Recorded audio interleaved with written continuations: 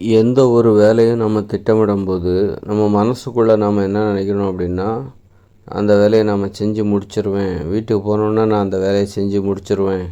நாளைக்கு ஆஃபீஸுக்கு போனோன்னா இந்த வேலையை நான் செஞ்சு முடிச்சிருவேன் அப்படின்னு நினைக்கக்கூடாது. நல்லபடியாக அந்த வேலை முடியணும். அந்த வேலை அதாவது நல்லபடியாக அந்த வேலை நடந்து முடியணும் அப்படிங்கிற ஒரு பயம் இருக்கணும். நான் செஞ்சு முடிச்சிருவேன். நாளைக்கு போனோன்னே அந்த 2 வேலையும் செஞ்சு முடிச்சிருவேன் அப்படின்ற மாதிரி. அப்படி ஒரு தன்னம்பிக்கை இருக்கக்கூடாது. ஒரு பயம் இருக்கணும். ஒரு வேலை நடக்குதுன்னா அது நல்லபடியாக நடந்து முடியணும் அப்படிங்கிற ஒரு பயம் இருக்கணும். நடக்கணும் அப்படிங்கிற ஆசை இருக்கணும். நல்லபடியாக நடந்து முடியணும் அப்படிங்கிற ஒரு எதிர்பார்ப்பு இருக்கணும். அதனால் நடக்கிறதுங்கிறது நடந்து முடிஞ்சால் தான் அது நடந்துருச்சு. நடக்கிறதுக்கு முன்னாடியே அது நடந்துடும் அப்படின்னு நம்ம உறுதியெல்லாம் சொல்ல முடியாது. ஆக நம்ம மனநிலையை நம்ம சரியாக வச்சுக்கிட்டால் தான் நமக்கு ஒரு பயம் இருக்கணும். அது நடந்து முடிஞ்சால் தான் அந்த உறுதியை நடந்து முடிஞ்சால் தான் அது உறுதியாக நடந்து முடிஞ்சிடுச்சு. நடந்து முடிகிறதுக்கு முன்னாடியே நான் அதை முடிச்சிருவேன், அதை செஞ்சு முடிச்சிருவேன் அப்படின்ற மாதிரி நம்ம அந்த விஷயத்தை அப்போ நாளைக்கு அது நடந்து முடிஞ்சிரும் அப்படின்னு நினைக்கக்கூடாது. இப்போ வீட்டுக்கு போனோன்னா அந்த வேலையை நடத்தி முடிச்சிருவேன் அந்த மாதிரி நினைக்கக்கூடாது. ஒரு பயம் இருக்கணும். அது நல்லபடியாக நடந்து முடியணும் அந்த வேலை அதனால் அந்த ஒரு பயத்தோடையே ஒரு வேலை செய்யணும். ஒரு முன்கூட்டியே ஒரு உத்தரவாதம் கொடுக்கறது, உறுதியாக ஒரு உத்தரவாதம் கொடுக்கறது. ஏன்னா வேலைங்கிறது அவ்வளோ கஷ்டமான ஒரு விஷயமா இருக்குது. நம்ம ஒரு வேலை செய்கிறோம் அப்படின்னா அது அவ்வளோ கஷ்டமான ஒரு விஷயம். அதுக்கெல்லாம் மனசு கரெக்டாக இருக்கணும். மனசு நம்ம கரெக்டாக இல்லாமல் ஒரு வேலையை நம்ம குறைச்சி மதிப்பிட்டுட்டோன்னு வைங்க, நான் செஞ்சு முடிச்சிருவேன் அப்படிங்கிற மாதிரி அப்படின்னா நம்ம வேலையை குறைச்சி மதிப்பிடுறோம். அதை நம்ம எளிதாக நினைக்கிறோம். சிறிய வேலையாக இருந்தாலும் அது கடினமானது தான். வேலைன்னு வந்துட்டால் அது கடினமானது தான். அது சின்ன வேலையாக இருந்தாலும் சரி, பெரிய வேலையாக இருந்தாலும் சரி, அந்த வேலை செய்வதற்கான ஒரு மனநிலை என்பது ஒன்று தான். ஒரு பயம் இருக்கணும். நல்லபடியாக நடந்து முடியணுங்கிற ஒரு பயம் இருக்கணும். அதுக்கு முன்னாடியே வேலை நடக்கிறதுக்கு முன்னாடியே ஒரு உத்தரவாதத்தை கொடுக்கக்கூடாது. முடிச்சிருவேன், ஒரு பயம் இருக்கணும். நல்லபடியாக அந்த வேலையை நடத்தி முடிக்கணுங்கிற ஒரு கவனம் இருக்கணும், அக்கறை இருக்கணும். நடந்து முடிஞ்சால் தான் நமக்கே ஆச்சரியமாக இருக்கணும். நமக்கே நம்ம மேலே ஆச்சரியம் வரணும். எப்படி இதை நம்ம நடத்தணும், ஆச்சரியமாச்சு, நம்ம நடத்தி முடிப்போங்கிற நம்பிக்கையே இல்லை, ஆனால் நடந்துருச்சு. ஒரு பயத்தோடே இருப்போம்.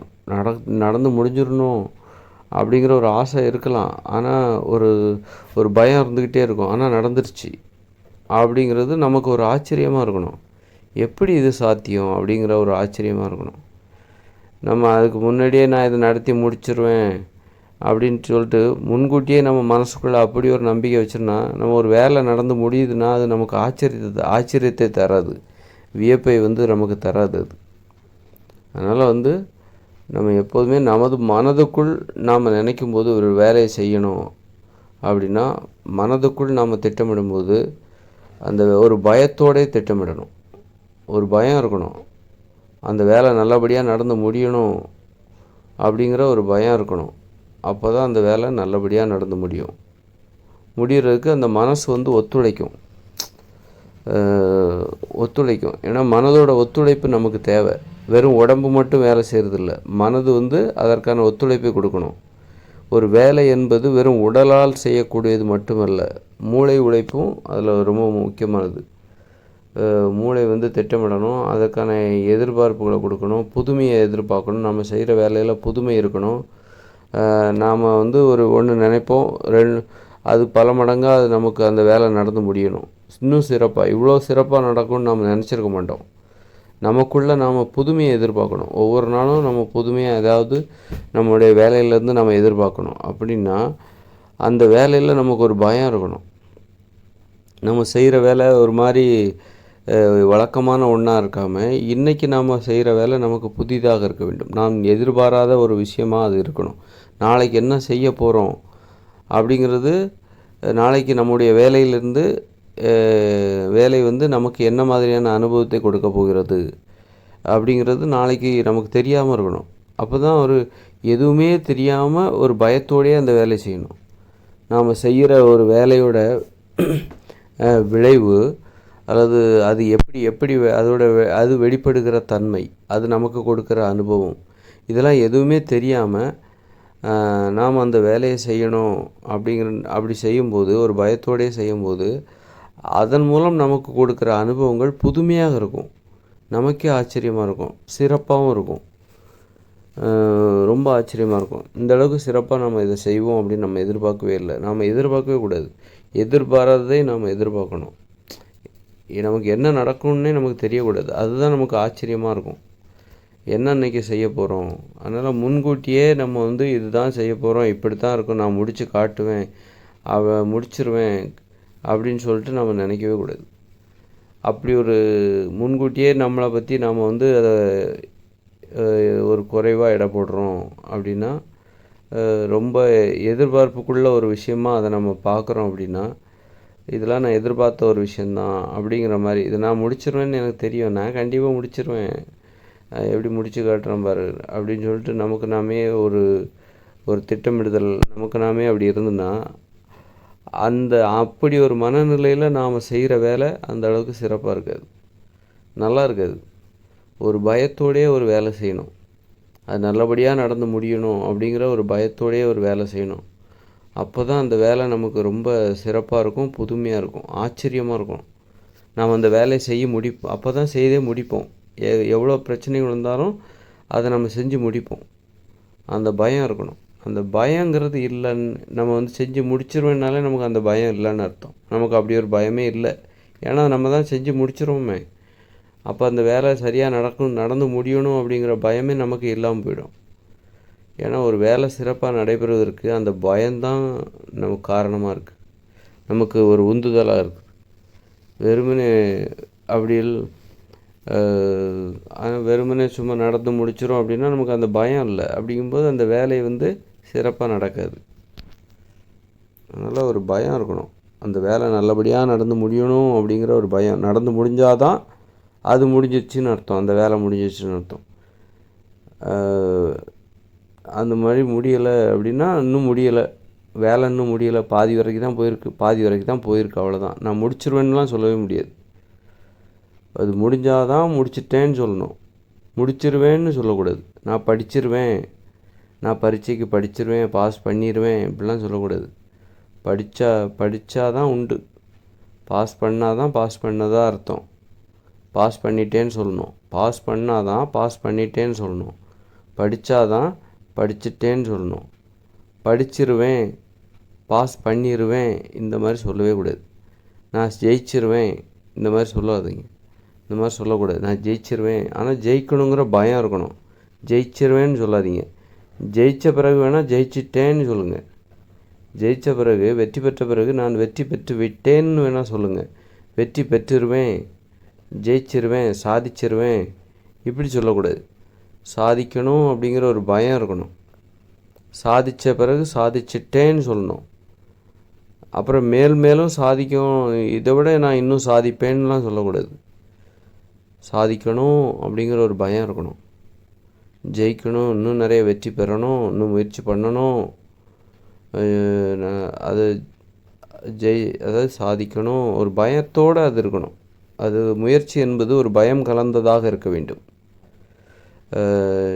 நான் இன்னும் ஜெயிப்பேன், சாதிச்சிருவேன், வெற்றி பெறுவேன், பாஸ் பண்ணிடுவேன், நிறைய மார்க் எடுப்பேன் இந்த மாதிரிலாம் சொல்லக்கூடாது.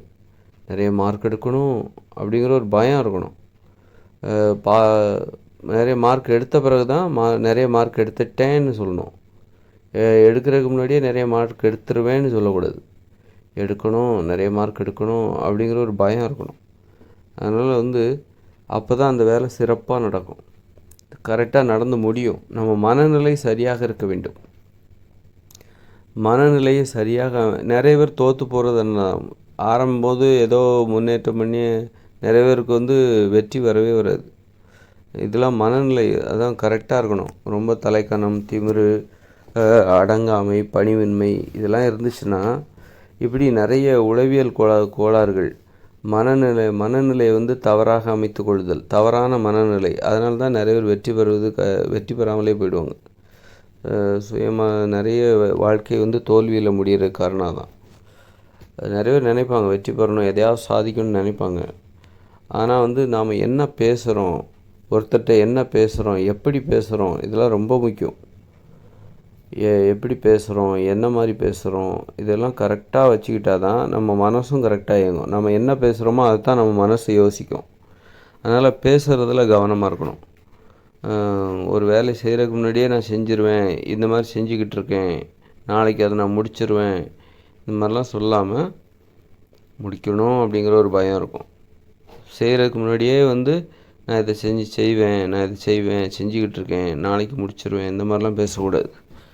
அது மாதிரி கரெக்டாக பேசினா தான் நம்ம தொடர்ச்சியாக நமது கடமையை சிறப்பாக செய்ய முடியும். இல்லைன்னா இடையிடையே சோர்வு வரும், நம்ம மேலே நம்பிக்கை இருக்காது. யானை தானோன்னு பேசக்கூடாது, ஒரு கட்டுப்பாடே இல்லாமல் பேசக்கூடாது. அதனால் பேசுவது என்பது சரியாக பேசினால்தான் நாம் வந்து செயல்பட முடியும்.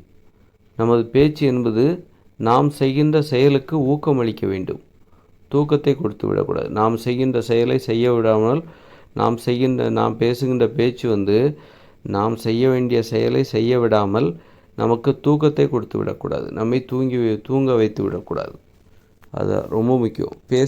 பேசுகிற தொழில்நுட்பம் தெரிய வேண்டும், எப்படி பேச வேண்டும் என்கிற தொழில்நுட்பம் தெரிய வேண்டும். அது மாதிரி எப்படி சிந்திக்க வேண்டும், எப்படி யோசிக்க வேண்டும், எப்படி எண்ணங்கள் இருக்க வேண்டும் அப்படிங்கிற அந்த தொழில்நுட்பம் தெரியணும். அப்போ தான் நம்மளுடைய செயல்களை தொடர்ச்சியாக சிறப்பாக செய்ய முடியும். நிறைய பேர் வந்து ரொம்ப வெற்றிகரமாக தொடங்கி இடையில தோற்றுருவாங்க, ரொம்ப மிகப்பெரிய வெற்றியை பெற்றுருவாங்க. அப்புறம் அவங்க என்ன பண்ணுவாங்கன்னா, அவங்க மனநிலை வந்து ஏதாவது தலைக்கணம் வரலாம், மனநிலையில் நிறைய குழப்பங்கள் இருக்கும். அந்த ஒரு வெற்றி பெறுவதற்கான, ஒரு வெற்றியை நோக்கி போவதற்கான அந்த மனநிலையிலேருந்து அவங்க விலகிடுவாங்க. அவங்க மனசில் நிறைய குழப்பங்கள் வந்துவிடும், அவங்க பேசுகிற முறைகளில் நிறைய தப்பு வந்துடும். அதனால் அவங்க எண்ணங்கள், யோசனைகள் இதெல்லாம் கொஞ்சம் தப்பாக இருக்கும்போது அவர்களால் முன்ன போல் சிறப்பாக செய்ய முடியாது.